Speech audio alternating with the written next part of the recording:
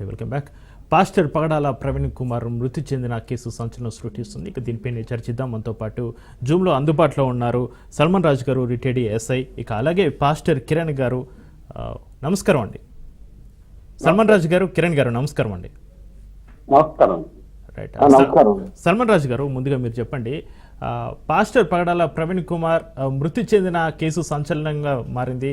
Pastor మృతి 2 తెలుగు రాష్ట్రాలను షేక్ చేస్తుంది. హత్య లేక ప్రమాదమా, సహజ మరణమా అన్నది ప్రశ్నార్థకంగా మారింది. 5 రోజులు కావస్తున్న డెత్ మిస్టరీ మాత్రం వీయడం లేదు. పోలీసుల ఇన్వెస్టిగేషన్ ఏ విధంగా కొనసాగుతుందంటారు? నెక్స్ట్ ప్రొసీజర్ ఏ విధంగా ఉండే అవకాశం ఉంది? సల్మాన్ రాజు గారు. నమస్తే అండి. రాజమండ్రిలో పోలీసు అయితే మాత్రం చాలా స్పీడ్ గానే దాన్ని ఇన్వెస్టిగేషన్ చేస్తున్నారు. నిన్న అయితే ఫారెన్సిక్ టీమ్ వచ్చారు, విజయవాడ నుంచి ఫారెన్సిక్ టీమ్ వచ్చారు. ఎస్పీ గారు కూడా 2 డిఎస్పీలతో ఒక 2 సిట్ టైప్ వేశారు. ఇన్వెస్టిగేషన్ అంతా మరి ఒక డిఎస్పీ గారికి ఇచ్చారు. ఇంత ముందు ఇన్వెస్టిగేషన్ ఏమో ఒక ఎస్ఐ గారు చేసేవారు. దాన్ని తీసి మాకు డిఎస్పీ గారికి ఇన్వెస్టిగేషన్ ఇవ్వడం జరిగిందండి. అయితే ఇన్వెస్టిగేషన్ అయితే ఫాస్ట్ గానే జరుగుతుంది. కాకపోతే ఏంటంటే రకరకాలు ఈ యూట్యూబ్ లో రకరకాల కథనాలు ఎక్కడి నుంచో కొన్ని క్లిప్పింగ్స్ తీసుకొచ్చి దీనికి కనెక్ట్ చేయడం, తర్వాత కొన్నేమో ఆర్టిఫిషియల్ ఇంటెలిజెన్స్ లో సీన్ క్రియేట్ చేసి కొంతమంది ఇలా వీడియోలు పెట్టడంతో కొంత కన్ఫ్యూజన్, సామాన్య క్రైస్తవులకి అందరికీ కన్ఫ్యూజన్ అవుతుంది ఇది. కాబట్టి ఇవన్నీ కొంచెం కంట్రోల్ చేసుకుంటే బాగుంటది. పోలీస్ వరకు అయితే ఇన్వెస్టిగేషన్ స్పీడప్ చేశారు సార్. అయితే సల్మాన్ రాజు గారు, రాజకీయ నాయకులు అయితే ఒకవైపు మాట్లాడుతున్నారు, ఎందుకు ఈ యాక్సిడెంట్ జరిగిన వెంటనే క్రైమ్ సీన్ను పోలీసులు ఎందుకు భద్రపరచలేకపోయారంటూ రాజకీయ నాయకులు ప్రశ్నిస్తున్నారు. ఇటు ప్రజల నుంచి ఒకవైపు రాజకీయ నాయకుల నుంచి వస్తున్న ఒత్తిళ్లను పోలీసులు ఏ విధంగా హ్యాండిల్ చేసే అవకాశం ఉందంటారు?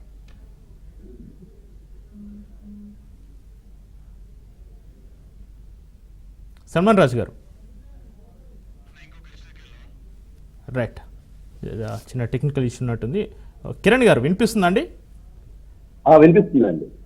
ఈ ప్రవీణ్ అనుచరులు ఈ మృతిపై అనుమానాలు అయితే వ్యక్తం చేస్తున్నారు. ప్రవీణ్ శరీరంపై గాయాలు ఉన్నాయని అంటున్నారు. అసలు ప్రవీణ్ ఆ సమయంలో బైక్పై ఎందుకు వెళ్లారని కూడా సందేహాలు అయితే వ్యక్తం చేస్తున్నారు. ఇకపోతే మార్చి 24న వీడియో కెమెరాలో నమోదైన సీసీ ఫుటేజ్ ప్రకారం హైదరాబాద్ నుంచి బుల్లెట్పై వస్తున్న పాస్టర్ ప్రవీణ్ రాత్రి 11 గంటలకు కొవ్వూరు టోల్ ప్లాజాని అయితే క్రాస్ చేశారు. ఆ తర్వాత 11:42 బుల్లెట్ నాయర పెట్రోల్ బంక్ వద్దకైతే చేరుకుంది. ఆ తర్వాత ఈ 2 ప్రాంతాల మధ్య దూరం 11 నుంచి 11 కిలోమీటర్లు అయితే ఉంటుందని తెలుస్తుంది. సరిగ్గా ఆ బంక్ ఎదురుగా రోడ్డుపై నుంచి ఎడం గట్టు కిందకైతే ప్రవీణ్ బుల్లెట్తో సహా పడిపోయారు. దీనిపైన పలు అనుమానాలు అయితే వ్యక్తం చేస్తున్నారు. అయితే కొంతమంది ఇది సహజ మరణం అంటున్నారు, కొంతమంది ఇది హత్య అంటున్నారు, ఇదేమో యాక్సిడెంట్ అని పోలీసులు అంటున్నారు. మీరేమంటారు కిరణ్ గారు? మొదటిగా ఈ మంచి కార్యక్రమాన్ని నిర్వహిస్తున్నటువంటి ఈ ఛానల్ కి ప్రత్యేకమైన అభినందనలు తెలియజేస్తున్నానండి. రెండోది, ప్రవీణ్ పగడాల పాస్టర్ గారు చాలా మంచి సేవకులైన ఆయన కుటుంబ నేపథ్యాన్ని మనము గమనించే వారంగా ఉండాలి. ఇక్కడ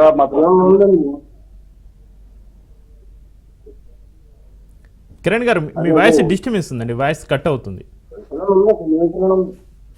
ఇప్పుడు బాగుందండి? ఇప్పుడు ఓకే అండి. ఓకే, కంటిన్యూ చేయండి. కంటిన్యూ చేయండి. ప్రవీణ్ పగడాల గారు కామెంట్ చేశారు, అందువల్ల ఎలా జరిగిందని రకరకాలైనటువంటి మాటలు. ముందుగా ఆయన కుటుంబ నేపథ్యాన్ని మనం పరిగణలోకి తీసుకోవాలి. ఓకే, నేపథ్యము ఆయన తండ్రి క్రిస్టియన్. సల్మాన్ రాజు గారు, మీరు మ్యూట్ లో పెట్టుకోరా? సల్మాన్ రాజు గారు, మీ వాయిస్ డిస్టర్బెన్స్ వస్తుంది. ఓకే ఓకే, కిరణ్ గారు, ఎస్, మీరు కంటిన్యూ చేయండి. కిరణ్ గారు,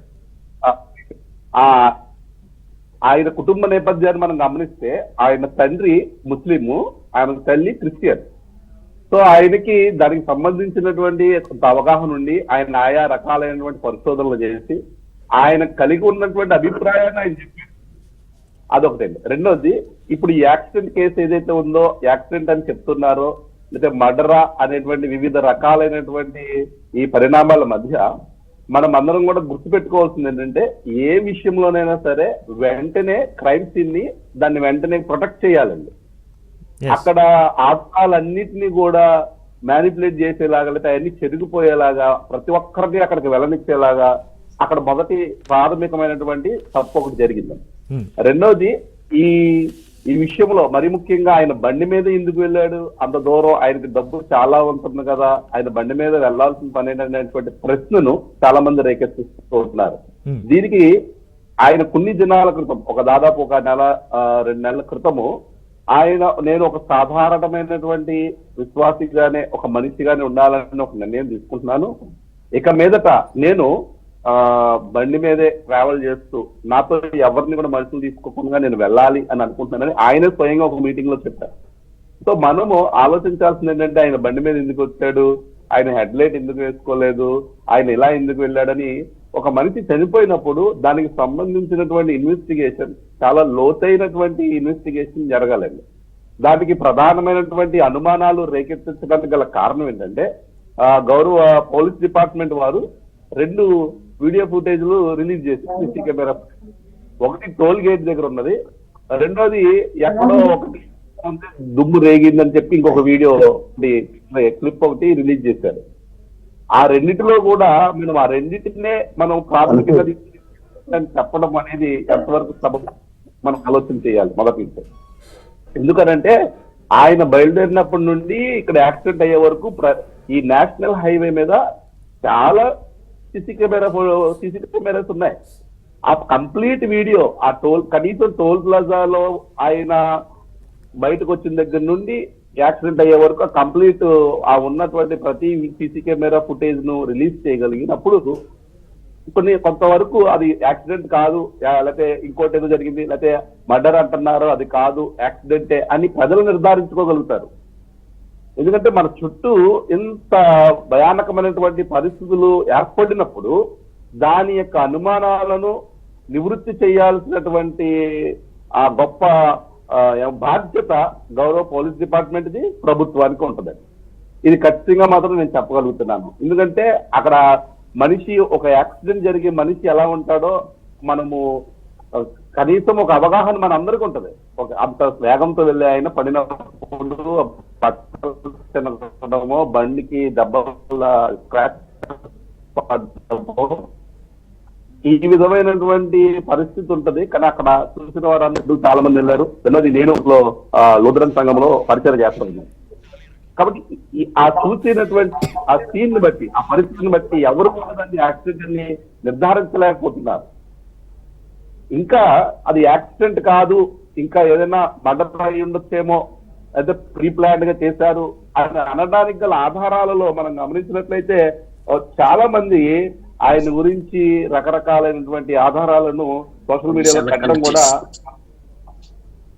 దీన్ని బట్టి మేము సంపూర్ణమైన దర్యాప్తు చేయాలి ఖచ్చితంగా అని చెప్పి మేము డిమాండ్ చేస్తున్నాం. క్రైస్తవ నాయకులంగా, లేకపోతే క్రైస్తవంలో ఉండేటువంటి సేవకులంగా, తోటి సేవకులకు జరిగినటువంటి ఈ పరిస్థితిని ఒక మానవీయ దృక్పథంలోనైనా, ఒక మర్డర్ జరిగినప్పుడు దానికి పరిపూర్ణమైనటువంటి, లేకపోతే ఒక యాక్సిడెంటా అది మర్డరా అని నిర్ధారించేటువంటి వారు పోలీస్ డిపార్ట్మెంట్ వారు. కాబట్టి దానికి మీద ఉన్నటువంటి అనుమానాలన్నిటినీ కూడా నివృత్తి చేయాల్సినటువంటి బాధ్యత పోలీస్ డిపార్ట్మెంట్ కి, ప్రభుత్వానికి ఉంటుంది. లేకపోతే రెండు మతాల మధ్య ఒక రకమైనటువంటి మంచి సంబంధాలు కోల్పోయే పరిస్థితి ఏర్పడుతుంది.